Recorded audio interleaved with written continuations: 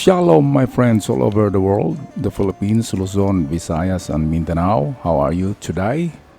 Seek ye first the kingdom of God and his righteousness, and all those things you asking for will be given up to you. That's according to Matthew chapter 6, verse 33. Even gold, everything you ask for in the name of the Lord. If you are a righteous person just like Noah and King Solomon, those things you ask, even if you don't ask, he will give something to you.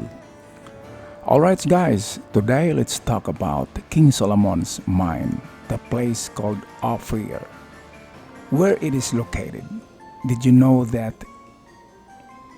the latest finding of the biblical scholars today points out that the Philippines is the King Solomon's mine called the place Ophir. What? You might shocked by that. So let's get it on with the story here. I'll show you some evidence that might point to the Philippines as the real Ophir, the King Solomon's mine.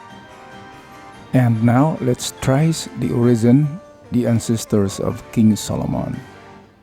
This is the man responsible for the existence of King Solomon's, the granddaddy of them all, Noah, the famous man in the Bible. And Noah is Shem's father, and Shem's son is Arpachshad, and Arpachshad begat Cainan, and Cainan begat Salah, and Salah begat Eber, and Eber begat Joktan. Joktan is the father of Sheba, Ophir, and Havilah. These three sons of Joktan, Sheba, Ophir, and Havilah are the persons who own the mine in the east. That's according to our source, the Kebra-Nagast and the King James Version Bible. People ask, does King Solomon's gold still exist today, even though it's already 1,000 years or 1,000,000 years ago? Well, the answer is yes. Gold never tarnishes, never corrodes, and gold never reacts with oxygen. That's one of the most active elements, which means it will not rust or tarnish even for a long period or 1,000,000 years pass by. And so sit back, relax, and see some of the evidences that point out to the Philippines as the new Ophir, according to the latest findings of some biblical scholars today.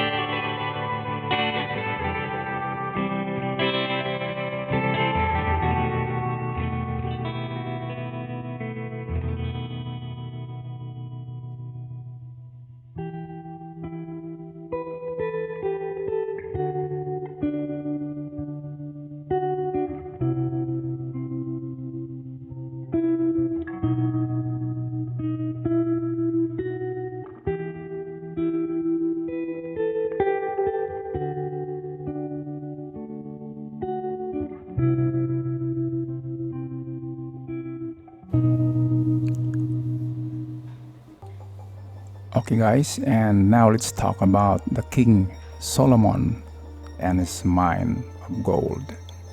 Right here in the Philippines, the Ophir. King Solomon is the son of David in the Old Testament. In the Hebrew Bible, Quran, and the Hadiths, he is the fabulously wealthy and wise king of the United Kingdom of Israel who succeeded the father, King David, born in Jerusalem, Israel, and died 932 BC in Jerusalem, Israel. Spouse, the Pharaoh's daughter, Naamra. And people ask, who is the wealthiest king in history? And even today, if we take a look at King Solomon's asset here, King Solomon of Israel peak net worth is $2 trillion.